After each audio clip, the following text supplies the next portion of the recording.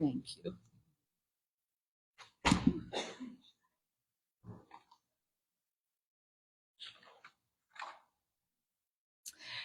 Thank you all so much for joining us for this month's town hall.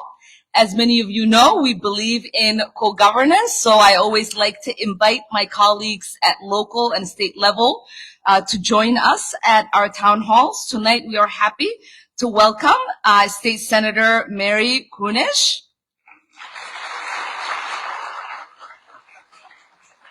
State Representative Aaron Cagle, Spring Lake Park City Council member April Moran. And then we also have in the audience Spring Lake Park City Administrator Daniel Butch-Halls.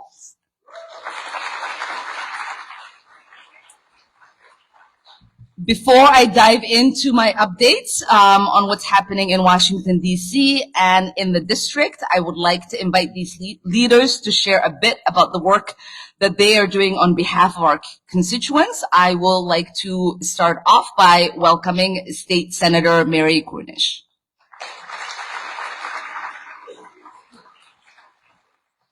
Well, good evening, everybody. It's really a pleasure to be here on this beautiful, beautiful night. I mean, we could all be out for a walk, but it's also really good to get together with all of you. And I also want to welcome the mayor of Hilltop and then our community leader, Natalidad. Two leaders in our community that are doing really incredible things in very unique communities, our manufactured home communities. I'm your state senator. I have been your state senator for the past 6 years and would like to continue for 4 years. And prior to that, I was a state representative. I represented the B side of the district. Currently, I am an assistant majority leader in the Senate and also the chair of education finance, which is really the world that I work in. I was a teacher for 25 years, library media specialist for 20 of those years. So right now my focus is on how we can best serve our students and our teachers and do the very best with our taxpayers' money to get those dollars into the classroom and into the resources.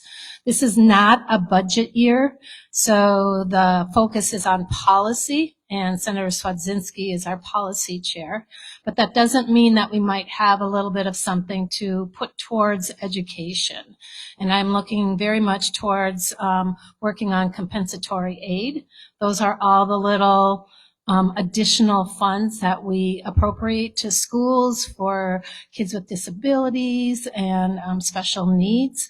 And it's not an easy thing because the cost of educating our kids, like everything else in this world, is going up and up and up. But I can promise you that I am going to continue to work very hard to ensure that we are using your taxpayer dollars in the very best way to educate our kids.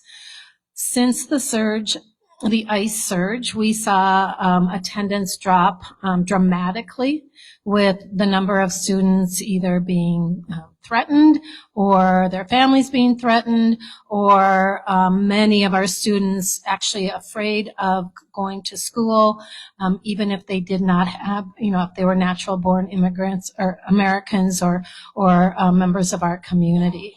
That is slowly coming back, and I was really proud to have alerted the governor about the 15-day drop. If a student misses 15 consecutive days of unexcused absences, they're automatically dropped from the schools and would have to re-enroll and go through that whole process again. The governor overnight very nimbly gave the schools the flexibility to flip to online learning, which kept those kids engaged, kept those families engaged, and the teachers were able to continue those lessons. That attendance issue is something that we have been working on very hard since COVID, and we had been seeing some really great progress in that area. Unfortunately, I feel like we are almost back to post-COVID times, but that doesn't mean we're not going to continue to reach out to those students. We are also looking and doing legislation around gun control, especially public safety when it comes to schools. We are working hard at getting resources to those that experience serious economic downfalls because of the ICE surge, especially around paying their rent and mortgage, and of course the threat of the real threat of the funds that have been withdrawn from education and healthcare that are going to just decimate Minnesotans across the state. It's not just in our community or our near community, it's the entire state. So these are some of the things that we are working very, very hard on. I just want to do one more shout out about something really important that's going to be, hopefully, knock on wood, on your ballot in the fall. It's a constitutional amendment that would allow us to increase the payout to our students from the school trust fund. I don't know how many of you know what the school trust fund is. Yeah, nobody does. This is a fund that was created when we became a state, and we were tasked to use allocated land allotments to generate funding for education. A lot of it came from up north in the mining area and the timber area since the start of our country. And at this point, we're only generating $74 a kid, which didn't seem right to me. So we created a task force that looked at how we are investing those dollars and how we could possibly draw some more out of that. And the task force came up with a really, really good plan. And our Board of Investments is vested in this new change. And so there'll be more information. We have to pass it off the floor yet. But I would encourage you all to go home tonight and Google Minnesota School Trust Fund. Educate yourself around that, educate others around that, and then hopefully look for that on the ballot and mark a yes for that. So thank you all for being here this evening on this lovely night. Hope to see you around the community.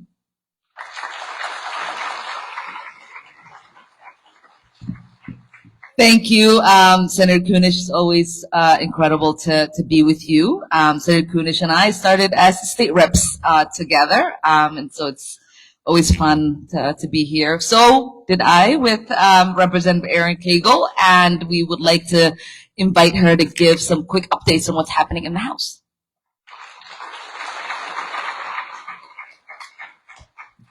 Thank you. So this year I got moved from transportation over to commerce. So I'm the co-chair of the Commerce Committee this year. And we've been doing a lot of good work when it comes to things like protecting Minnesota consumers against fraud. And so one of the first things we are hoping to get passed off the floor is a ban on crypto kiosks.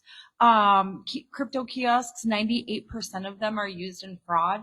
There was a AG's report from Iowa, and they had tracked that 98% of the transactions, over 98, at those kiosks were tied to scams.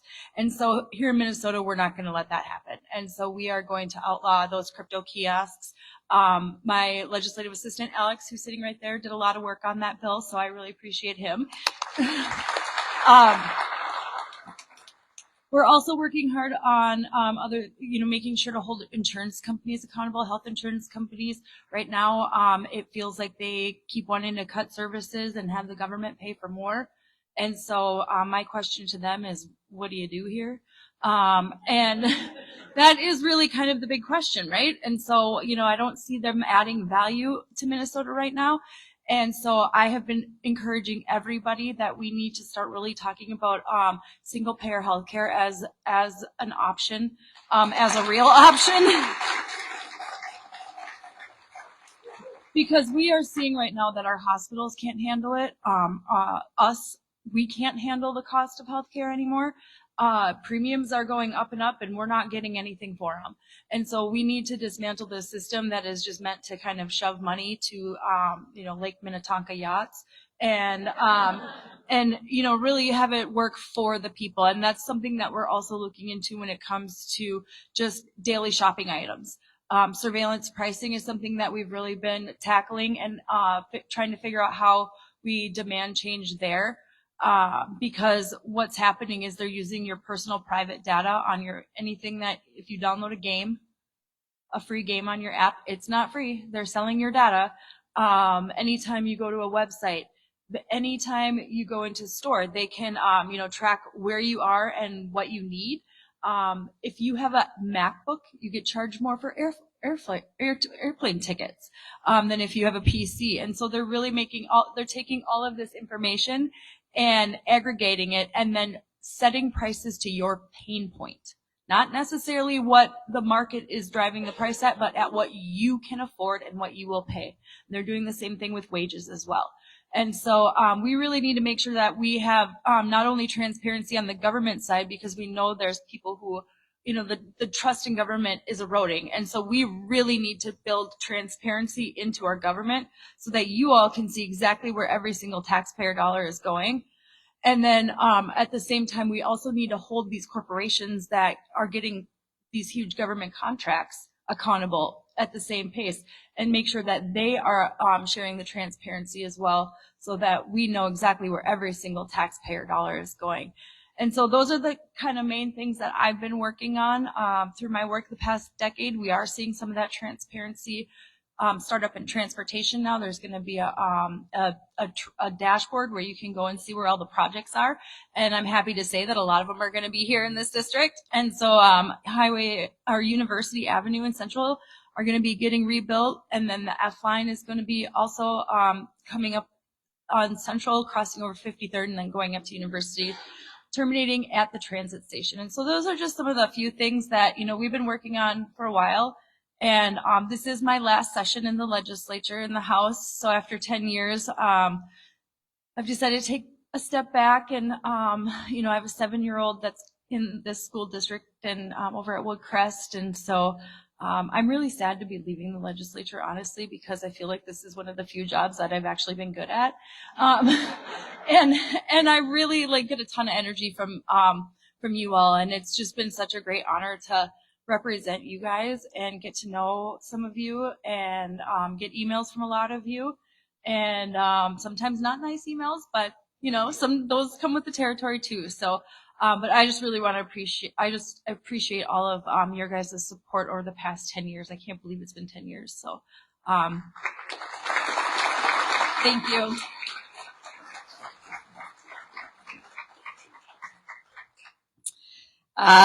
Thank you so much, Representative Cagle, for your years of dedicated service to the people of Minnesota, your leadership and commitment to our communities that have made a lasting difference. It's been an honor to serve and partner with you on behalf of our constituents, and I am deeply grateful for the care and compassion you have brought to public service.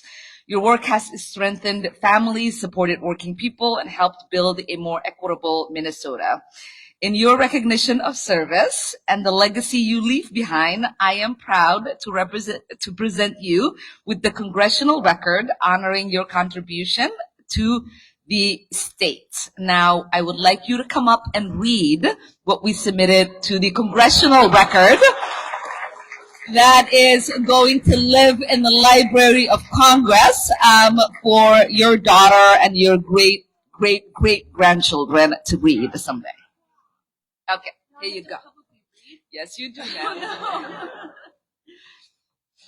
Miss, Let's show them first. Okay. What it looks like.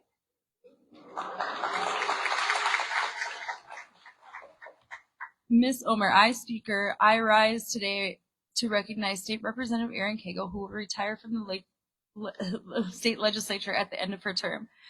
Rep.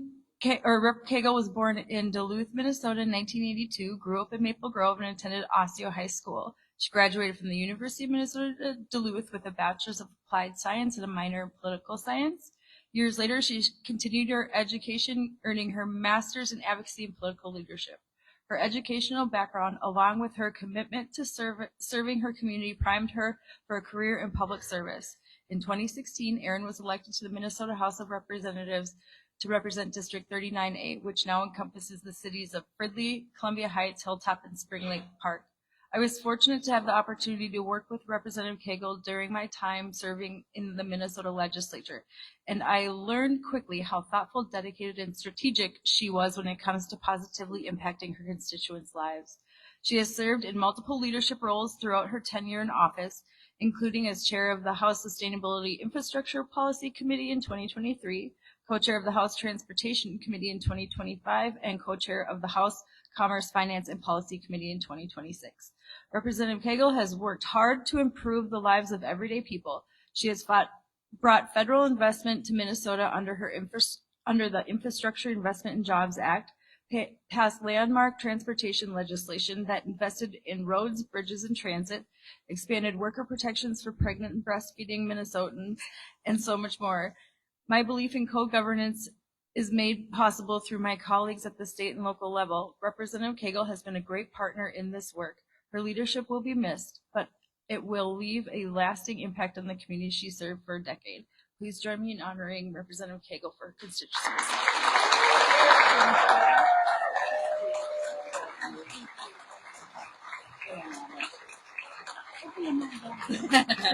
Let's take a photo here.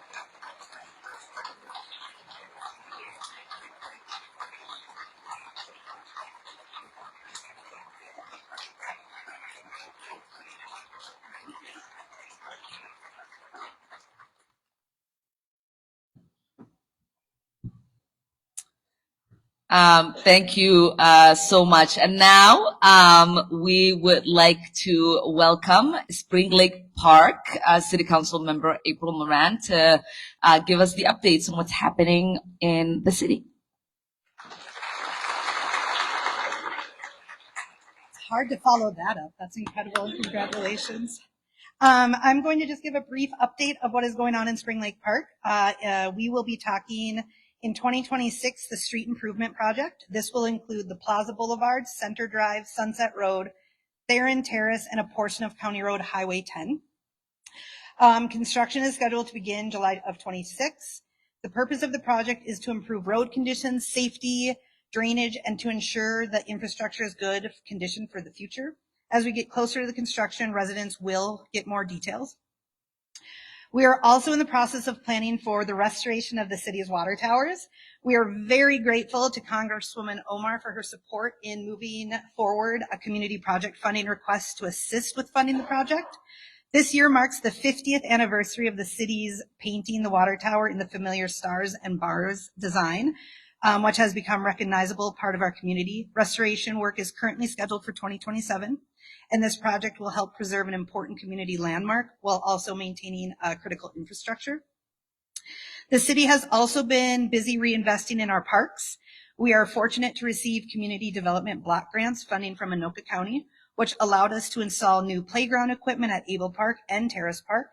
We also resurfaced the tennis and basketball courts and converted 2 of them into 4 pickleball courts. That is, yes, I'm glad someone's using them, yes. We are currently working on obtaining funding to rebuild the Terrace Park building, and we're excited to be partnering with the Spring Lake Park High School Trades Program, which allows students to gain hands-on experience while helping improve our community facilities. Yeah, that's a good thing. I also want to mention that the city is currently looking for election judges. That's where I started and found my passion for this. So if you're interested in serving as an election judge, please contact Wanda Brown at Spring Lake Park. This is a great way to be involved and support the election process. Lastly, the city will be beginning work on our 2050 comprehensive plan update. Starting this summer, the City Council and Planning Commission will be leading this work, but there will be opportunities from the community members to provide input. This plan will help guide decisions in our community for the next 30 years, so community feedback will be very important. Please watch the city's website for more information, and thank all of you for being here and taking part in this. I wouldn't be here without all of you, so I'm just grateful for anyone taking part in community advancement. So thank you. Thank you, City Council Member Moran. Now to the updates on what is happening in DC before we take your questions. Couple of things.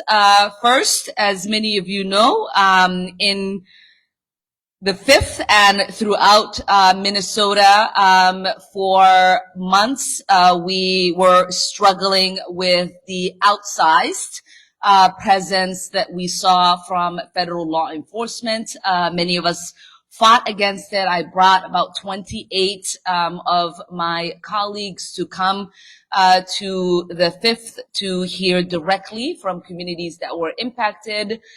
We did a hearing at the state capitol that has helped lead to the ousting of DHS Secretary Kristi Noem.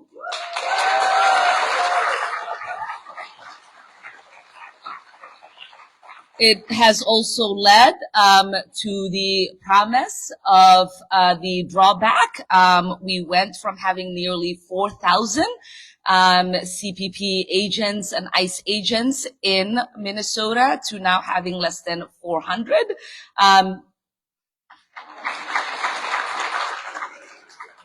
That is still too high when you think about what normally happens in a normal year to do law enforcement, to do federal law enforcement or immigration law enforcement.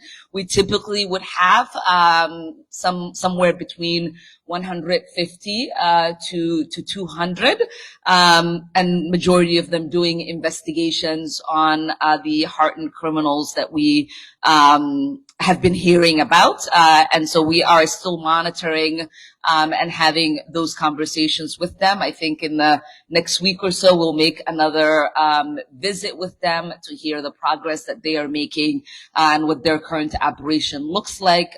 There were answers to questions that we had when Representative Angie Craig and I got the opportunity to visit Wimple, that we have not still gotten answers to. And so we are going to do a follow-up visit in the next coming days or weeks. I don't have my calendar in front of me.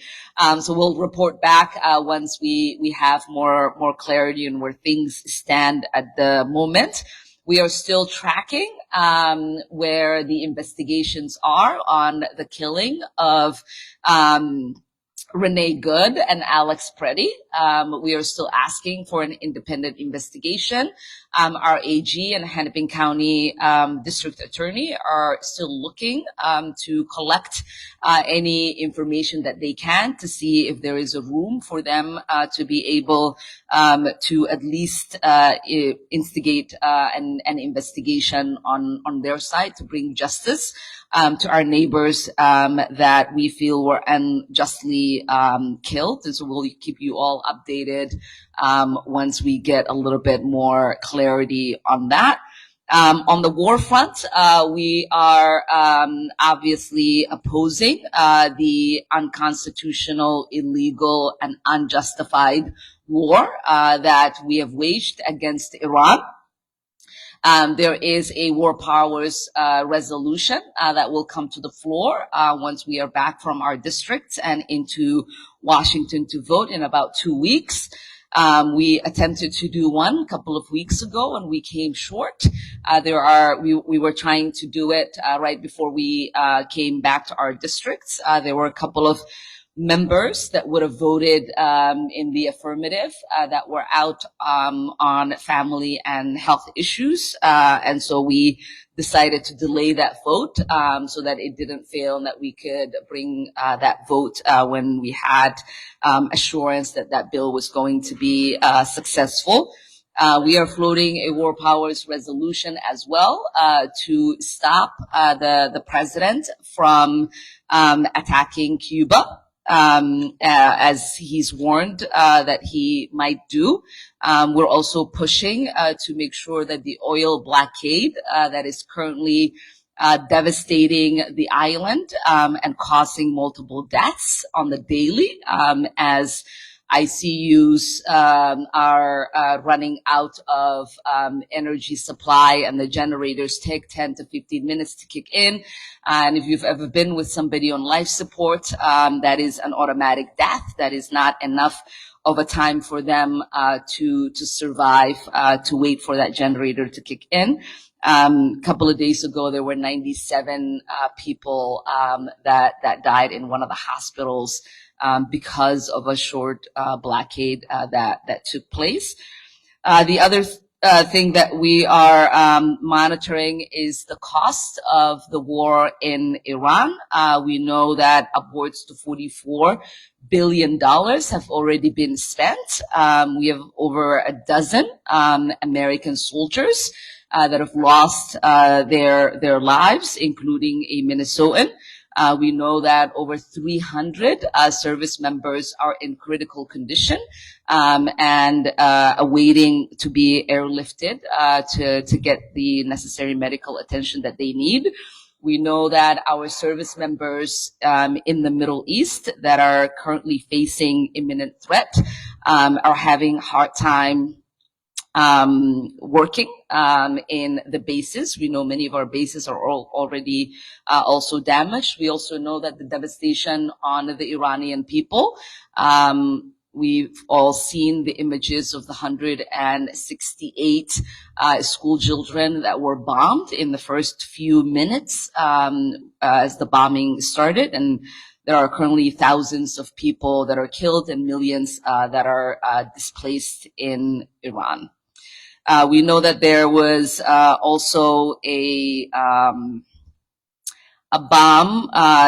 bombing that happened in Ecuador. We were told that it was a place where they were making cocaine. It ended up turning out to be just a dairy farm. And we weren't able to find any evidence that there was anything happening there that could remotely come close to justifying our bombing of it. The other thing that we are working on and continuing to monitor is the partial shutdown of the Department of Homeland Security. As many of you know, Democrats said we are not going to pass the appropriations bill for the Department of Homeland Security unless they agreed to 10 reforms, simple things like unmasking ICE agents when they were patrolling our communities.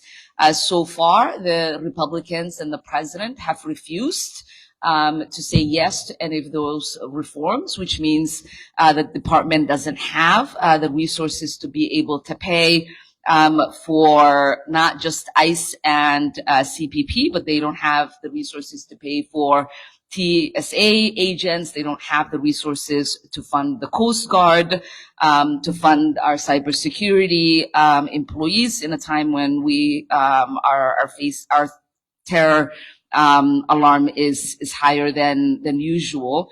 Our Senate partners on the Democratic side at least 9 times have attempted to pass a DHS bill that would fund everyone else, but ICE and CPP and our Republican counterparts have voted against that. Finally, they agreed to on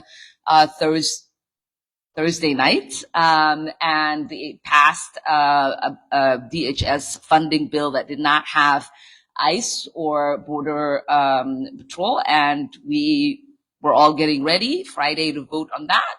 The Republicans in the House said that they wanted to go back to the drawing board and do the same bill that they have been doing. So that part of the department still goes unfunded and is still shut down. And our the federal employees that would be funded by the rest of the DHS still continue to work without pay. The last thing that we are looking at in Washington, D.C. is the SAFE Act, which is a piece of legislation that is in regards to, they say, creating a safe election. And we say it is a bill that disenfranchises half of the population in the United States. It's a bill that requires for people to show a proof of citizenship. We know that majority of married women who have changed their names, who might not have access to their original birth certificates and all the documents that they need in time to be able to vote on any of the primaries that are happening in the next few weeks, few months, or the November election, will be disenfranchised. So Democrats are voting no, and when it passed out of the House, I did vote no in that bill, on that bill as well.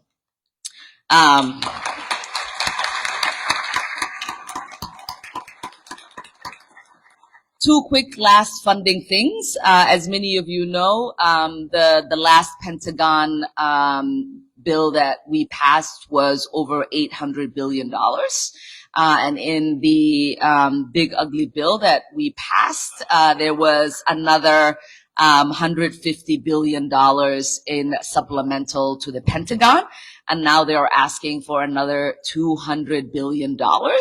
And so, of course, I'm opposed to it, and we'll be voting no when that bill comes.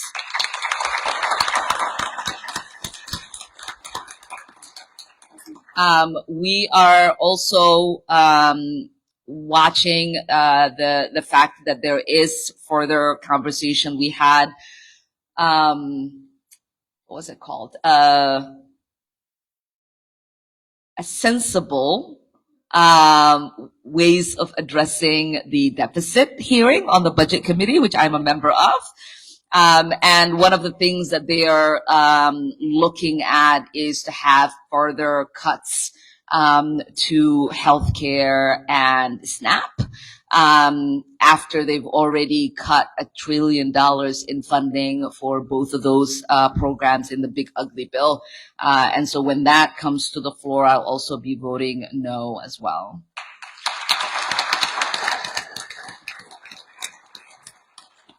City Council woman April Moran alluded to this. We do something called community funding project. These are forms of grants where members of Congress can request federal funding for a limited number of projects in their districts, allowing them to directly support in a financial way to these communities that need the resources. Over the last 5 years, we brought over $65 million for projects all over the district, investing in housing, in food access, in environmental quality, in job training, partially funding the storm shelter in Hilltop. Hopefully we'll be able to get the rest of the funding to complete that project.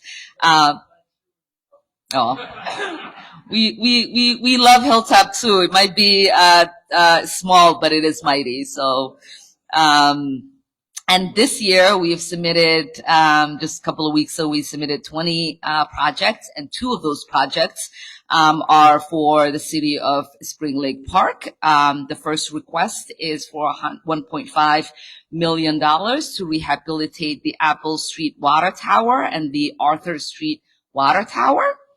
This project will ensure the reliable distribution of safe drinking water to residents of Spring Lake Park. We also submitted a request for $1.2 million for Terrence Park Community Recreation Building Reconstruction.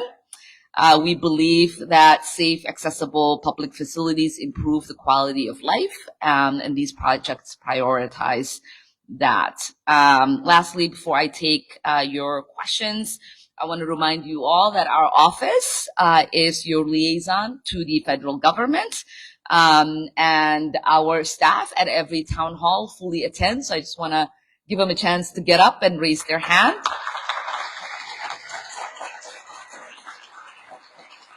Stay standing so I can introduce you all. That's Connor over there, who's our chief of staff. He's Minnesotan, but he was generous enough to go to DC with me. We have Jean Heyer, who is the director of the district office. Ali, who's the deputy district director. Nikki, who is the manager of our constituent services. Fran, Ladan, and Adrian. who help do constituent work as well in their respected portfolios. Oh, and yes, Marius and Hadriana also, who are in the district office. Thank you all. You can now sit down. We are often a crucial line of advocacy for our constituents who are experiencing issues with the federal government, like irregularities, delays, and emergencies. Although this might be a difficult time, our duty still remains the same. If you are unsure that whether we are able to help you with a specific situation, please contact us at 612-333-1272. That is 612-333-1272, or find one of them. They all have their cards with them. Last year, my staff was able to help over 1,000 constituents with issues like Social Security, immigration, taxes, healthcare, and more. Our team has been able to return $4.5 million to constituents, businesses, and organizations in the district.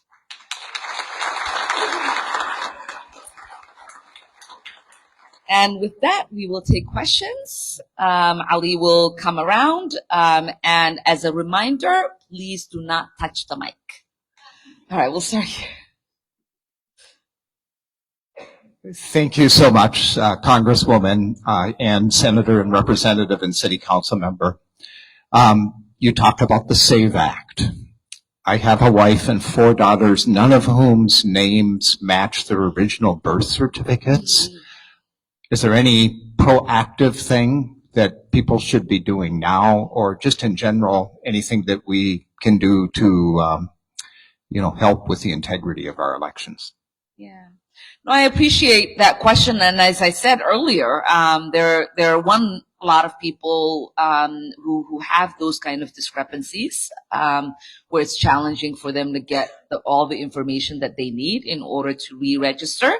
And secondly, it's costly for people to be able to undertake it in such a short period of time before before the November elections. It's just right around the corner. I will say the chances seem to dwindle of it passing in the Senate in its current form. We are seeing Republicans that oppose it in its current form because they understand that not only are there constituents who have those kind of discrepancies and need to collect a lot of information in order for them to re-register or are going to be in trouble, but they also understand that there are rural communities, people who just have access issues as well to be able to get it done on time. And we already have so many Americans who do not participate in our elections. It just does not make any sense why we would make it harder when we already have one of the least engaged electorate in the Western Hemisphere.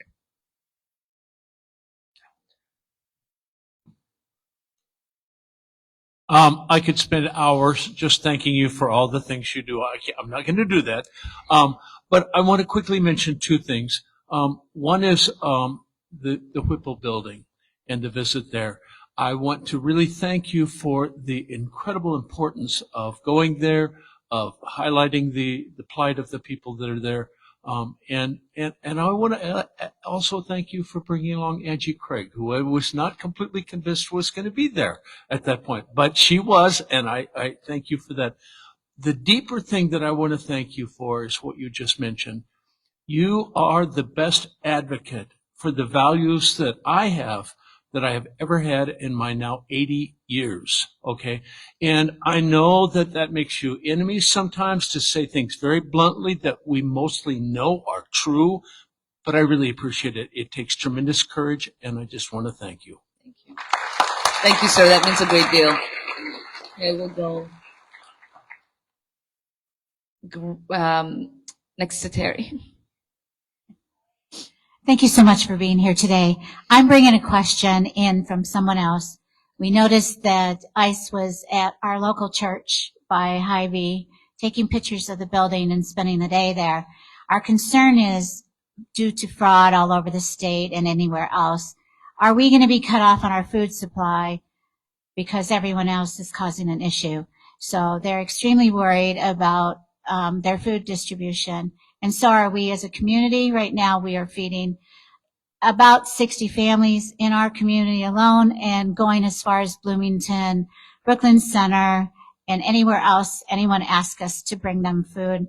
So the question was, what's next? And is there a concern for big food distributions such as theirs? I don't think there is a concern for food distribution. We haven't really heard anything in that regard. We know that the administration says they are targeting us for fraud, even though there are a lot of states that have higher numbers of fraud than us. We also know that there are states that have higher numbers of undocumented people or people who are on retainers to be deported or for removal. And so we all know why we're being targeted. It has nothing to do with any of the reasons that the president and this administration has given. It's because we didn't vote for him 3 times. But in all jokes aside, I would say every time they have tried to go after us in holding government funds, we have successfully been able to have the courts release those funds for us. And so I'm confident that if any of what you're concerned with happened, that we would be able to successfully defeat it.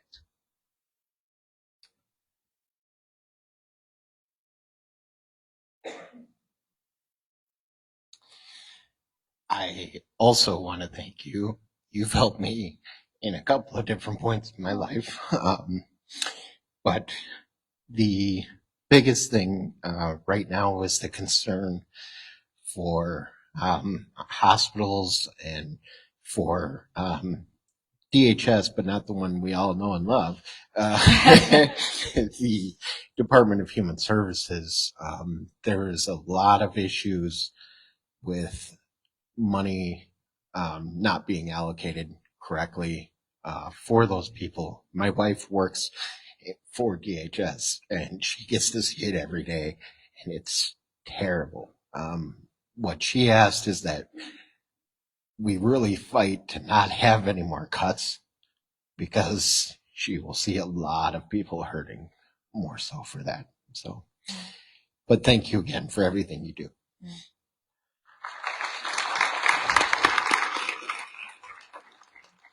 Yeah. Well, thank you for that question. Like I said earlier, I voted against the $1 trillion cuts in the big ugly bill. I share everywhere that I go that I know that my colleagues in the state legislature are not going to be able to fill that gap. And I hear from our healthcare facilities, like HCMC, which is Trauma One Response Center. It's where my children were born. I deeply care about it surviving because it serves so many people, not just in the Twin Cities, but across the state. Our, community healthcare centers, all of them are going to be completely devastated when that bill goes into effect at the end of the year and early next year. And there is not going to be a level of property taxes that could be raised or any tax revenue that could be generated in Minnesota that is going to help offset the pain and suffering that will be inflicted when that bill goes into impact. And so, like I warned earlier, they are still hungry to punish the most vulnerable in our country as they are proposing more cuts to healthcare, more cuts to SNAP, more cuts to WIC. And so we are going to do our best. Obviously we're in the minority, but we're going to do our best to try to fight, to make sure no further cuts happen. But we are also taking some comfort in knowing that there is the possibility that we do get to be in the majority in in January. And that does give us leverage to say, you know, we need some of this money back if you want any of these things. And so my hope is that we could stop the bleeding and the suffering that is bringing the level of emotion that you and your wife are feeling to bear. Go up there.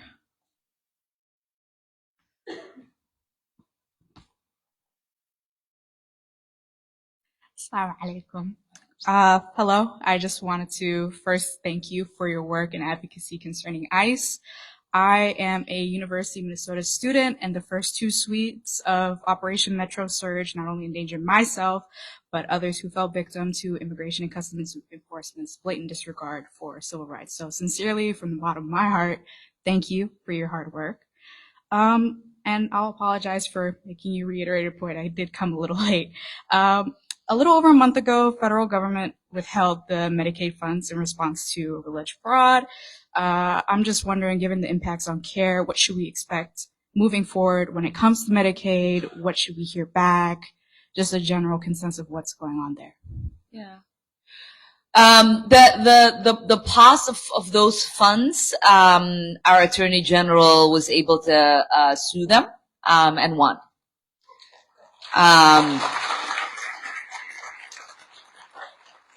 One of my pet peeves is the fact that like the bad news is reported and what happens after is never reported. So I never really read the headlines of like we won, like none of this really actually happened. It's just the crazy headlines that comes out of this administration that people get to live with, and they don't really know that, you know, 99% of the things that they say or try to have be done to us, we are defeating them in court, and they're not actually they're not sustained. And so in that regard, at least from the last information that is known to me, we are good.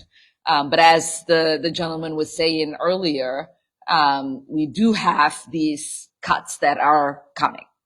And as I said, we do not, you know, our counties are trying their best. The state legislators are trying their best. It is not a funding year. You know, our Minnesota Constitution is very clear.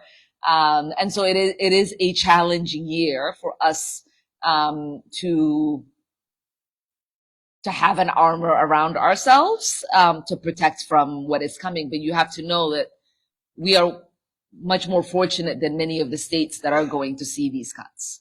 And so I am worried for the whole country, right? Like we're not just worried for the pain that Minnesotans are going to feel, the pain that all of Americans who rely on these programs, who rely on these services, is going to be too much. And it is something that we're hoping that we can leverage to get back once we have the majority. Go all the way up there. I can't really see them.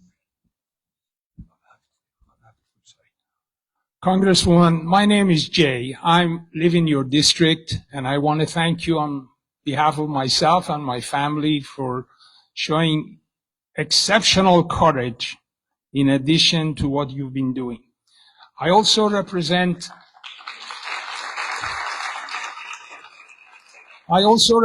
the United Nations Association, and we are so thankful to you for always standing to vote in favor of the United Nations effort to save lives, fight disease, and bring peace to the world. You've been exceptional. Thank you very much. I appreciate that. I mean, my life was saved because of the UN. If it wasn't for UNHCR, I don't think I would have been fed as a kid and wouldn't be here in front of you as a congresswoman. So you got to give back to those who gave to you. So I appreciate you. The hat, yes. Thank you for your patience. Thank you, first of all, for even holding a town hall. I feel like it's not very often that our representatives actually show up in person. I just wanted to revisit the question from the beginning. Me and my husband are in a similar situation to his wife and his daughters, where we changed our names after we got married.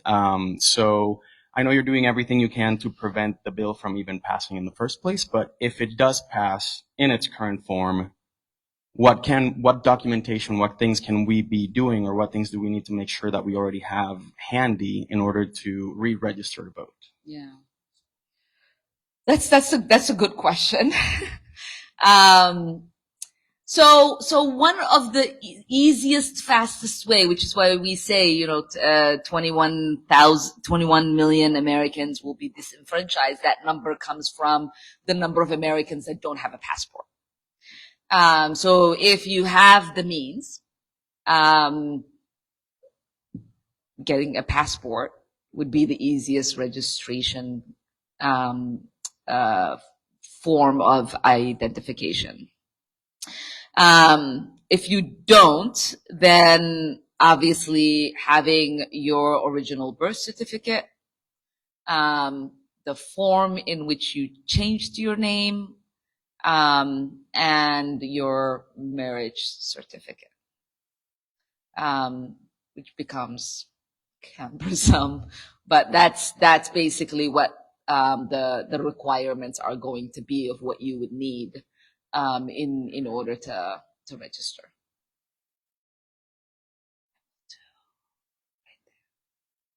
In the middle.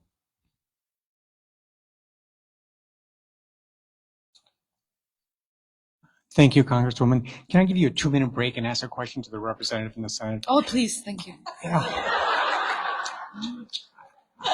A minute ago, you mentioned HCMC, which is a vital part of our community as a safety net hospital, and there's some conversations in the House and the Senate about funding. Can you bring us up to speed on that, please? In the House, we're trying to push a bill called 403B, something like that. Looking to my brain over here. But it's basically a rebate program that the drug companies had set up. And so what's happening is HCMC is capturing that rebate and putting it back into hospital care. And of course, Big Pharma is fighting that right now. We had that bill come up for a vote in health, and the Republicans tanked it and then tabled it. And so we're really hoping that we can get that figured out. I know that the Senate side is going to be doing that. They're also looking at some ways to repurpose the baseball stadium tax. But as the Congresswoman said, that HCMC is a statewide asset. And so having just Hennepin County pay for it is a little bit of a kind of rubbed the wrong way. So we need to figure out ways that we can make sure that every county across the state pays for parts of HCMC because it is such a statewide asset. And people from all over the state are in that hospital. It's not just people from Hennepin County. I actually had a friend who works at HCMC call me. I hadn't talked to him for like 10 years. And he calls me, and he's a urologist. And I mean, he was very concerned. They've already cut their 401k program. There's no, the doctors don't get any, I mean, there's no fringe benefits or anything like that. They're really just down to bare basics. And they're very much worried about HCMC collapsing as a hospital itself. And once that goes, then the rest of the system will fall. And so, yeah, I'm not so sure about, I don't know about the Hennepin County one. Mary, do you know anything about the Hennepin County one? I know the baseball tax, and then, okay, go ahead. Yeah, I mean, and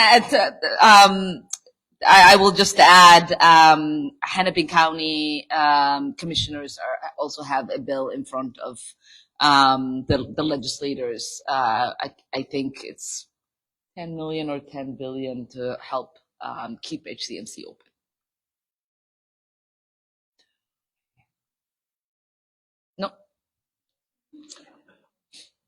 Peace and love to all of you. My That's name wonderful. Thank you. all of you. My name is Scott Ebert, and I have a proposal that I'd like to talk to one of your people about. I'm a little bit nervous, so just give me a moment. I also would like to make a statement of my position, if you allow me. I don't intend it to be offensive, and I don't want to. I'll let you know if it was offensive. Okay. So I have to read it because. So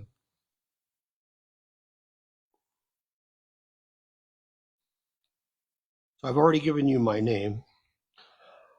I believe in God the Father Almighty, maker of heaven and earth. I believe in Jesus Christ, his only Son, our Lord, was born of the Virgin Mary, suffered under Pontius Pilate, crucified, dead and buried, rose again from the dead, is seated at the right hand of the Father, will come again to judge in glory, to judge the living and the dead. This is my foundation. This is my stand. This is my rock. So it's the perspective of where I'm coming from.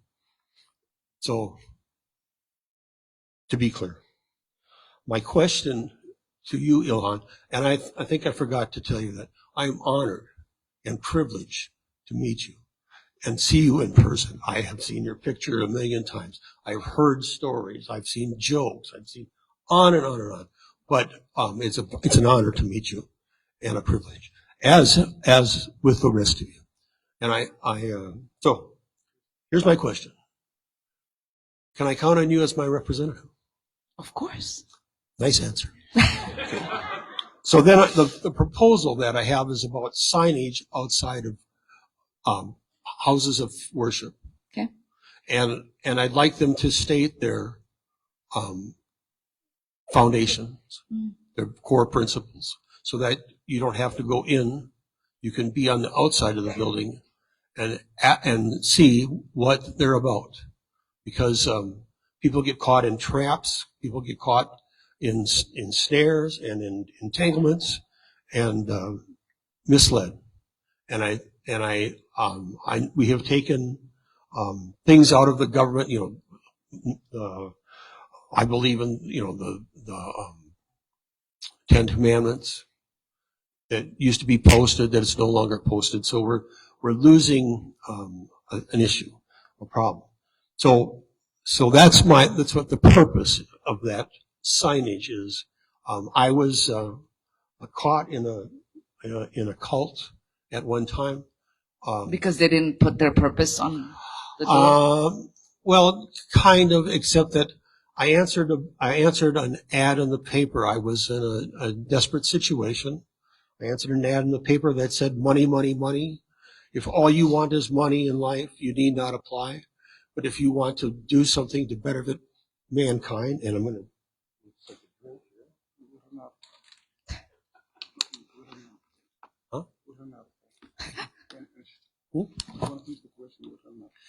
Yeah, just a second. I've already asked the question. Okay. She already gave me the answer. Okay. If you want, do you want me to sit down?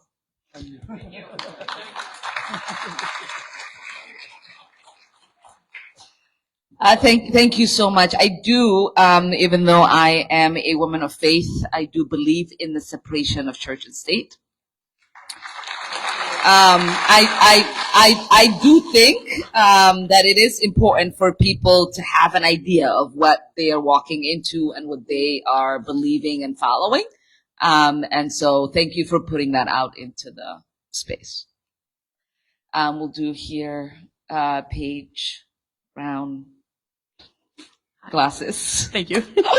I'm Amber. Hi. Because both of you have. It's okay. We both have hand. Both of you raised your hand and you okay. have the exact same. I'm looking at no worries. So hi, I'm Amber. I live in Minneapolis, and I'll try not to go crazy on my story and everything, but I just wanted to introduce myself. This is my first town hall. So hi everyone. And I have lived in Minneapolis for a little over 10 years now, and I'm from St. Cloud. And I was born with a congenital heart defect called dextrotransposition of the great arteries. So I have had 18 heart surgeries, and I have had 5 open heart surgeries, the last of which was about 2 years ago. So I'm doing good. I'm here. I'm alive. Yes. Amazing. Thank you.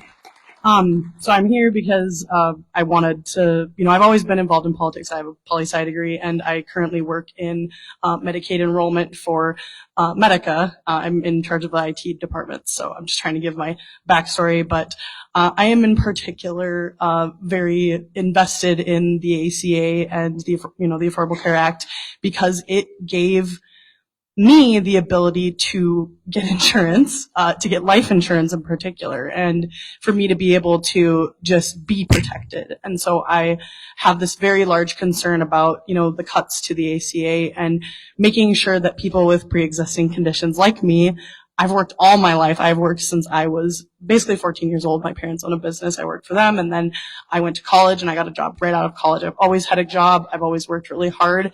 And I've had great insurance, but I have a very large concern because the only cure for my condition is a heart transplant, which will probably happen when I'm in my 50s, hopefully. Maybe later. We'll find out. But essentially, I just want to know, what's going on with the ACA? What's kind of, are we hearing in Washington about making sure that the credits are not going to be, affecting Americans? I know it's going to affect Americans, but what are we doing to protect particularly those with pre-existing conditions?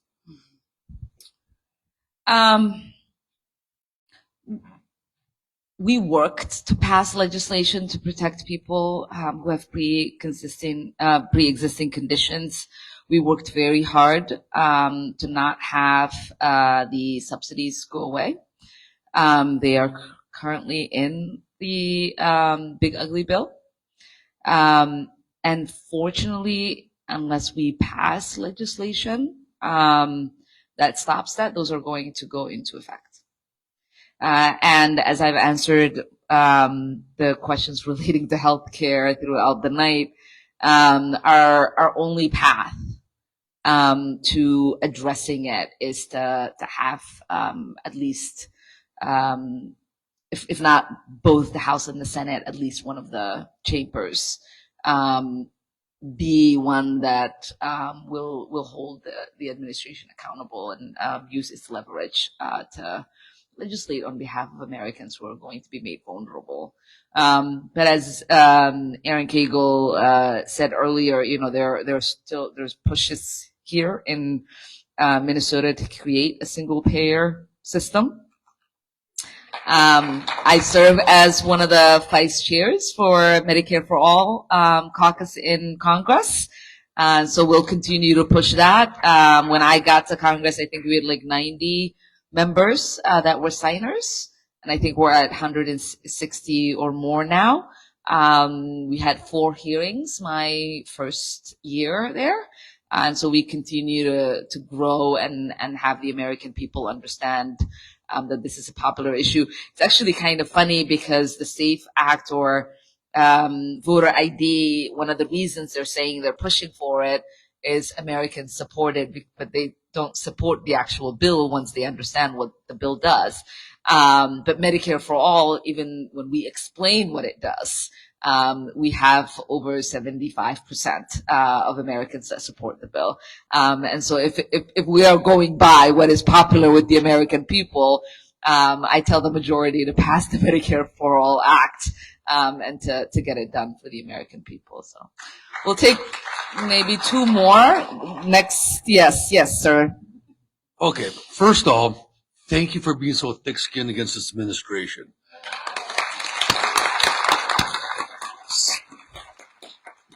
Second of all, my boy is serving Air Force active duty right now. My wife is an immigrant. She's from Bulgaria. Extremely worried, only child. I mean, just doesn't want him to die, of course. Nobody wants to die. Also, I want to take my wife back home to see her family. It's been 9 years. I'm scared to death. They're not going to let her back in. She's naturalized. She's got a passport, but these people are nuts. I'm sorry.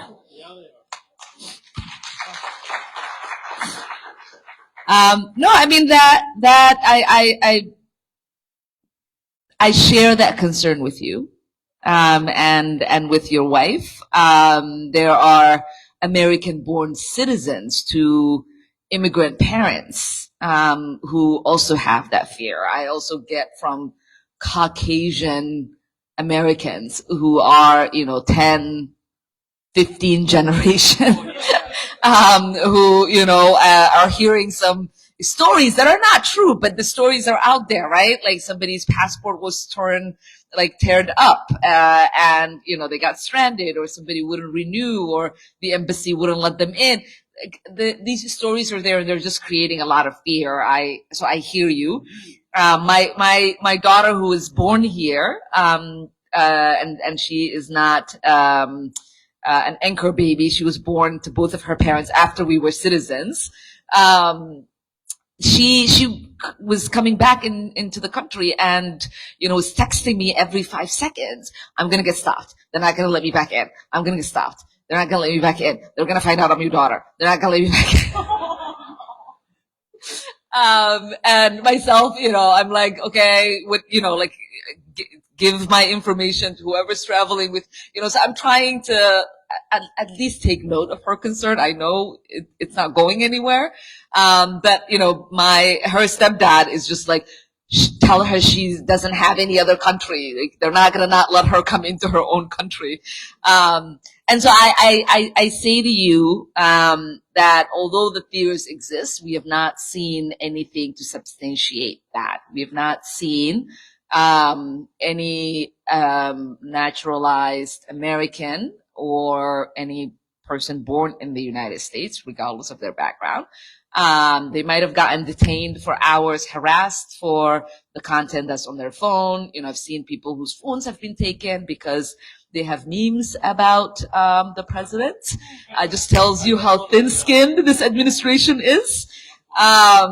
But I've seen those kind of things. There were the young people, the activists who were just with that envoy doing humanitarian aid in Cuba. One of them was Minnesotan. He was held for 8 hours. They still have his cell phone, or not just Minnesotan, but a constituent of mine. And so those stories, those ones are valid, but I've not seen anyone not be allowed to enter. And so yes, take your wife back, go see the family, and enjoy your time, and give us a call if anything happens, because I will meet you all at the airport. Thank you. Okay, we'll take the sweater. Hi, thank you.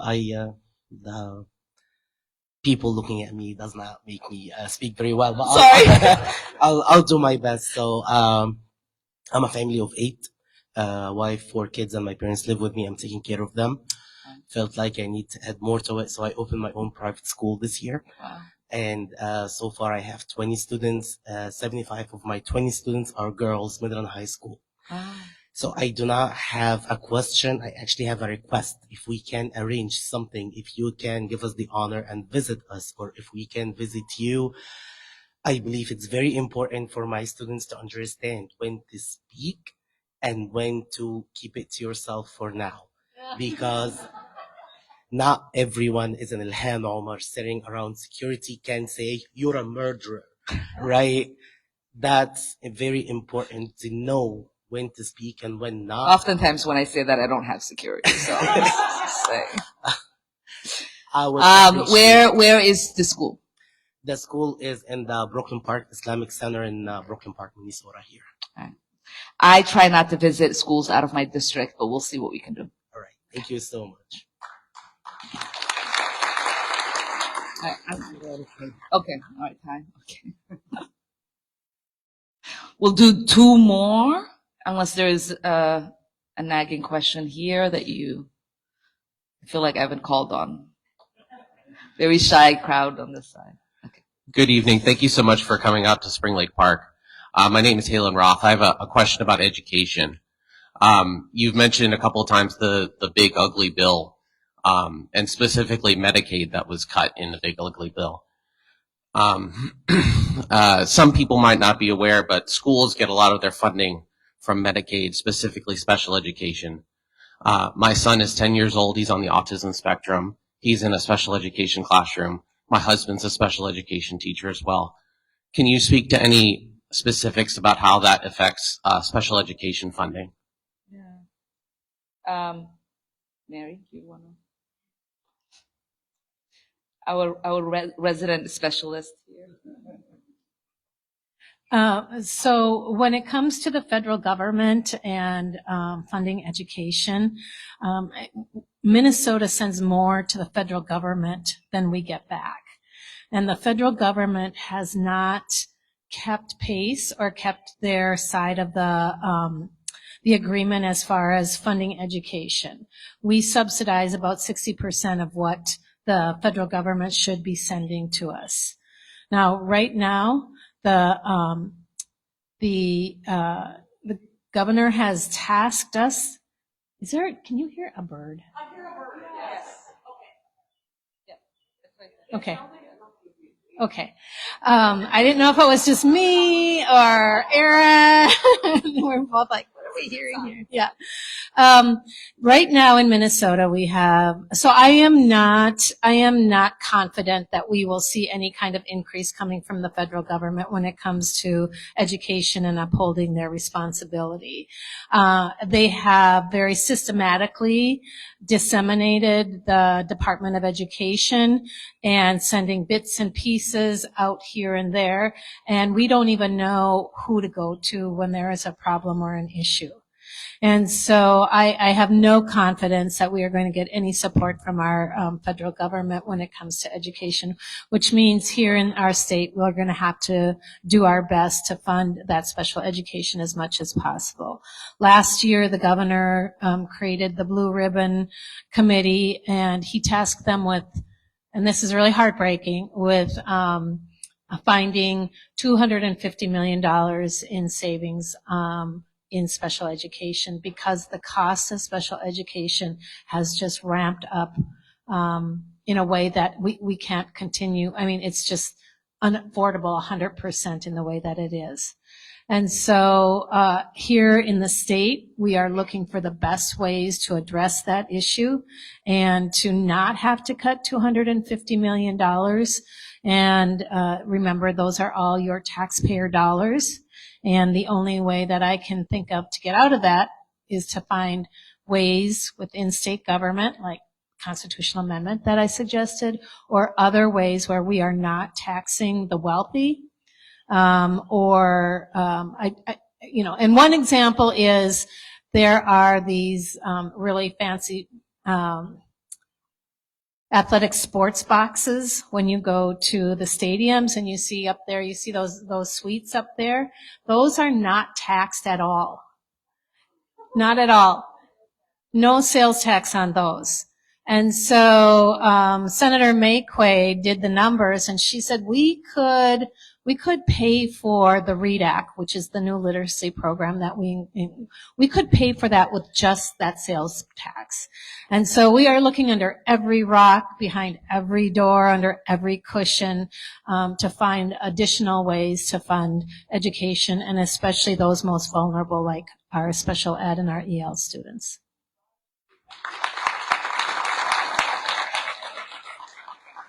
Like I said earlier, in the Big Ugly Bill, we have over $800 billion cuts to Medicare and Medicaid, and there are about $130 billion cuts to the Department of Education.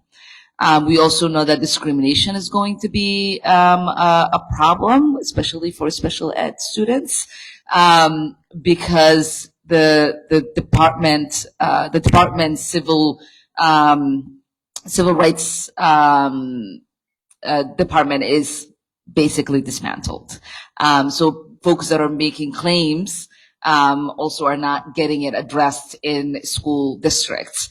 And, when we think about the Blue Ribbon program and trying to find ways to save money, a lot of the waste and the fraud that we see is because those wraparound services are not within the institutions that the kids rely on for their education.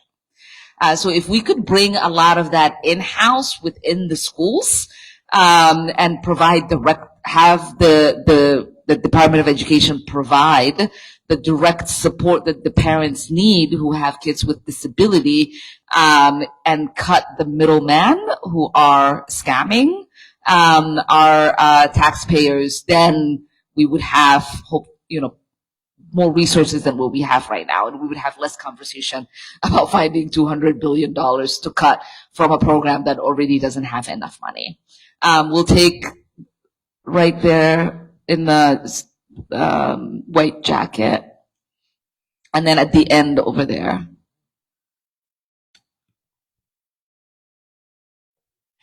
Going back to the SAVE Act, have never been married, but I'm thinking as a woman, I need to prove that I still have my own last name.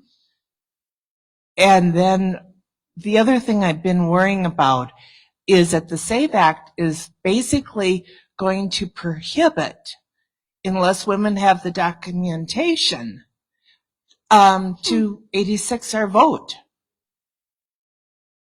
Exactly. Okay, and then the hat here, Ali. Yes.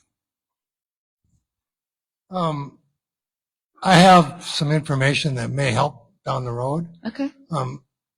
The Supreme Court said back in the 60s that you cannot have a poll tax. If you are forcing these people to spend money on IDs that they don't actually need, it's a form of poll tax. It's a poll tax. Yeah. So can you remind these idiot Republicans that that's the problem? Please? We do. Yeah, it's literally been part of every floor debate that we had. And then we'll end with the young man all the way up there. He's been jumping up and down. Okay, while you walk up there, I'll just answer your question. That is, it's one of the reasons, right? It's just, how do we find, you'll hear these people, when they're on the podcasts, they don't believe women are smart enough to vote. They're like, what does the world look like when women don't have agency? So it is an open discussion on the right on what it looks like if women didn't vote. And then it's an open discussion what it looks like if non-cis white male were the only ones voting. Like what kind of leaders we would have, what kind of policies we would have, what would it look like? And so the SAFE Act in itself is coded in this idea of election integrity. Disenfranchisement bill that is designed to make it hard for every single demographic that they find undesirable and that they blame in making decisions in electing people like me who they do not think should have the opportunity to represent her neighbors in Congress. All right, we'll end with the young man up there. Thank you. My question is, do you support lowering taxes for the middle income earners or singles, and how will you offset the lost revenue? And what changes do the tax system do you believe will be most fair for working American? So last year I made like 70K, but I only got 500 tax return. So I'm like, what's going on? Is this fair to me? Depends on what box you checked. Yeah, because sometimes if you do exempt, you end up not getting a lot of money back. But no, I support a progressive taxation. I support making sure that folks who are considered well-to-do in this country to pay their fair share. Right now, we have a regressive taxation where those that are struggling in this country are required to pay multiple taxes, where those who are rich get to get away and not. No, not you. No. I mean, like the suites you were talking about, or like tax cuts for yachts and estate or those kind of things, where if you are low income or working class, you don't get those kind of tax breaks. And so there are many proposals in Congress, and we are a majority in waiting. So hopefully we'll be able to get some of those policies done.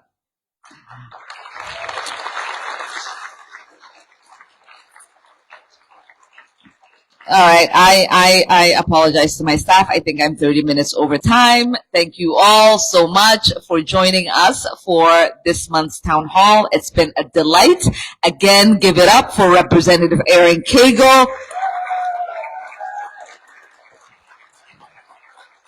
When I said I'll miss you, she was like, I'm not going away. I'll see you. And so she is not going away. And we'll find other ways to serve all of our communities. But again, thank you all very much. Huh? Oh, and thank you to yes, thank you to the school for allowing us to